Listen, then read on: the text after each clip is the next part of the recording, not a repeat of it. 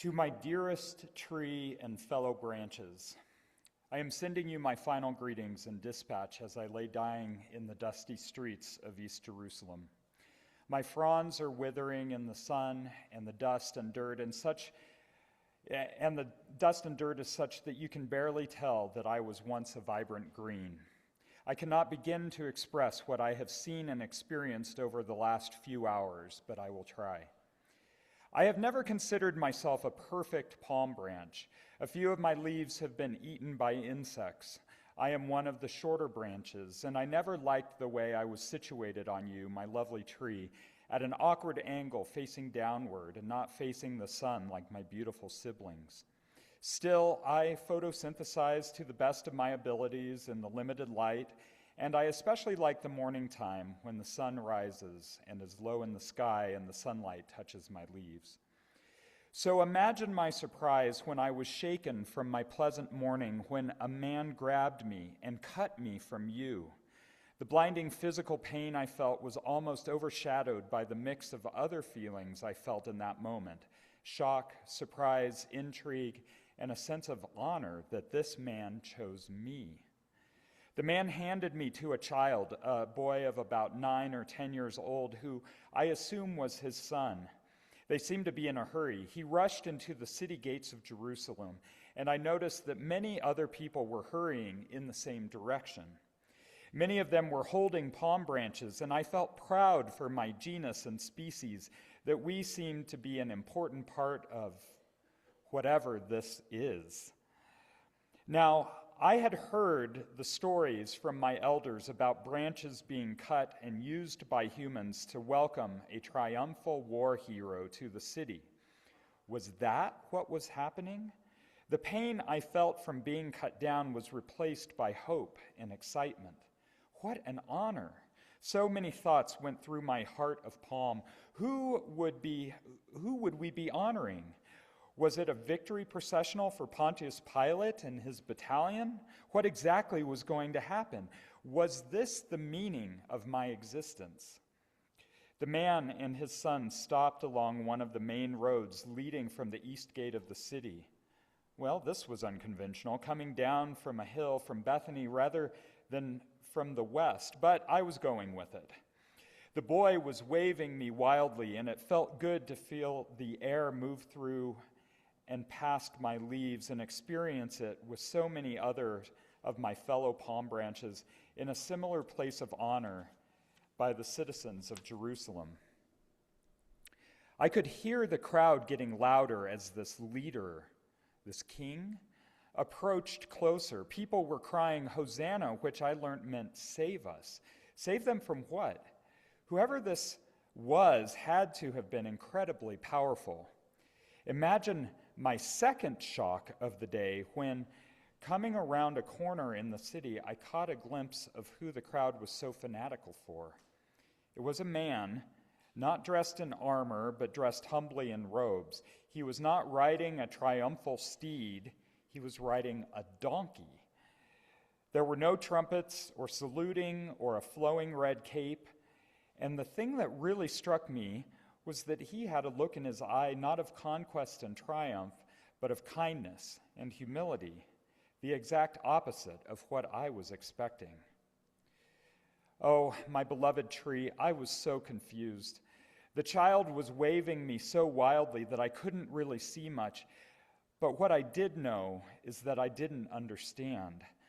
As the man on the donkey drew closer, all of a sudden the child threw me from his hand onto the dusty street, as were other people with their palm branches. There I lie amid my brethren and sistren, and the donkey's right hoof trampled my beautiful leaves.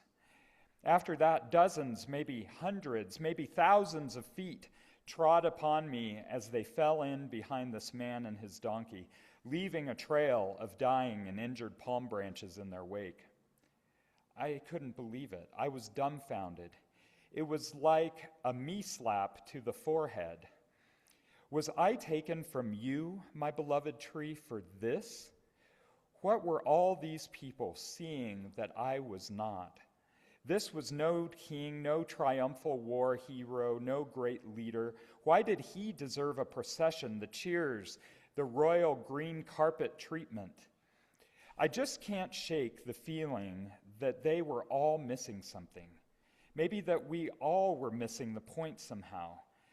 That they were expecting something magnificent, but they didn't know what was going to happen. That despite the bright sunshine, we were going to enter the darkness. That this was going to end badly.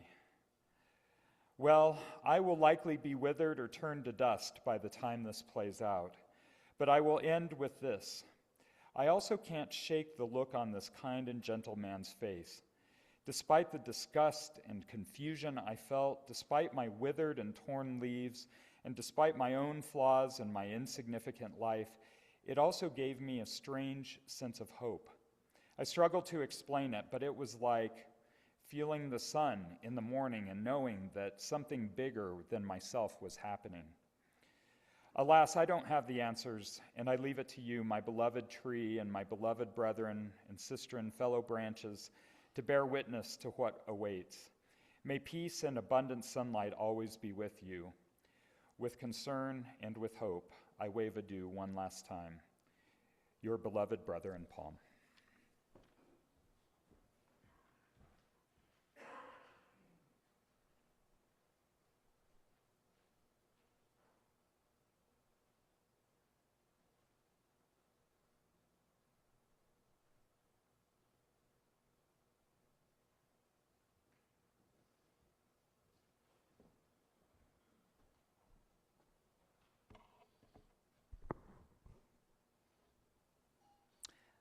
The small workshop on a busy Jerusalem street hummed with anticipation. Owned and operated primarily by women, it had just completed a significant commission for a respected local Jewish family. The workshop was renowned for its innovative dyeing and weaving techniques, producing finely crafted wool cloaks distinguished by graduated bands of color that deepened toward the center. These cloaks were considered among the finest in the city. After weeks of meticulous work, the weavers eagerly awaited the family's arrival to see the finished garments. Each family member had commissioned a cloak, and this afternoon they would come to try them on and take them home. We, the cloaks, delighted in the moment. We were created to provide warmth, protection, and comfort, and it was an honor to be worn by such a well-known and gracious family. Father Abraham, Mother Judith, their daughter Lydia, and their son Josiah arrived together and expressed sincere appreciation for the craftsmanship. Their gratitude affirmed the care with which we had been made. We were hanging by the doors. That is where we spent most of our days, on wooden hooks near the threshold of the house. We were ordinary cloaks, but woven by careful hands shaped by time. We knew the shoulders of Abraham and Judith, the quick movements of Lydia, the restless warmth of Josiah. We were made for mercy, for warmth against the wind, for shelter in rain. We had listened for weeks as voices filled the house with talk of a man named Jesus. Some said he was a teacher. Some said a prophet. Some whispered a word that carried danger and hope both, Messiah. The empire weighed heavily on the people. Pilate's soldiers were everywhere. Taxes crushed the poor. Violence was never far away. Many longed to be saved, not someday, but now. Not in heaven, but from misery and death. So when word came that Jesus was entering Jerusalem through the eastern gate, our family reached for us. They wrapped us around their bodies, and we felt their uncertainty pressed against us, fear braided with hope. The morning was clear. The city stirred, and as we drew closer to the gate, we heard shouting, not the sound of an army, but a crowd. Hosanna, they cried, save us. Then we saw him, not riding a stallion, not surrounded by guards, but seated on a donkey. And people began to lay things down, palm branches first, easy things, breakable things. But then we saw something else, cloaks like us, beautifully made, carefully worn, laid on the ground. We felt the moment of hesitation ripple through our family. We knew it before they did. We felt it in the tightening of shoulders, the pause of breath. To be laid down meant risk, dust, stains, the weight of hooves, and yes, we wondered briefly about dung. But then Lydia slipped free of us. She laid us down. Josiah followed, then Abraham and Judith. One by one, we left the shoulders we knew and touched the road. The dust of Jerusalem rose to meet us. And as the donkey stepped upon us, we understood something the crowds were only beginning to sense. This king did not trample people. People lowered themselves. We were no longer garments. We had become a path, a throne not lifted above the people, but woven from them.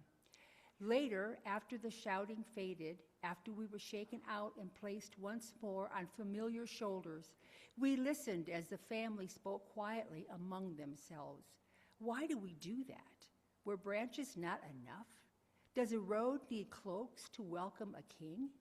Hanging again from our hooks, we wondered too.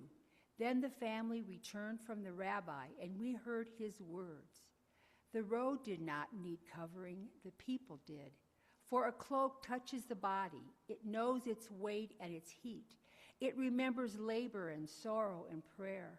Some of us had wrapped infants. Some had covered the poor as they slept. We had already lived long lives. When we touched the road, the dust of Jerusalem mingled with human longing. The city did not merely receive a king, it received testimony. And so we learned what Palm Sunday truly is.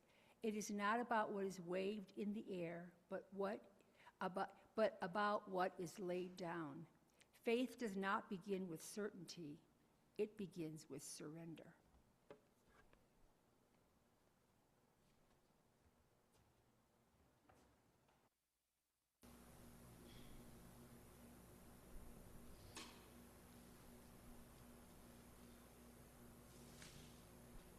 For this Midrash, I'll be reading a poem from one of my favorite poets, Mary Oliver. I really recommend Mary Oliver. The poet thinks about the donkey. On the outskirts of Jerusalem, the donkey waited. Not especially brave, or filled with understanding, he stood and waited.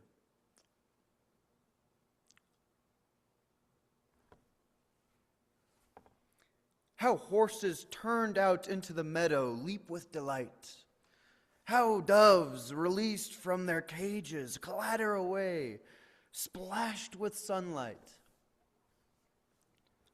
But the donkey, tied to the tree as usual, waited. Then he let himself be led away. Then he let the stranger mount. Never had he seen such crowds. And I wonder if he had at all imagined what was to happen.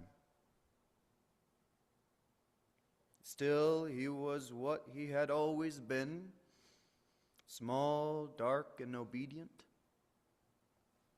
I hope finally he felt brave. I hope finally he loved the man who rode so lightly upon him, as he lifted one dusty hoof and stepped, as he had to, forward.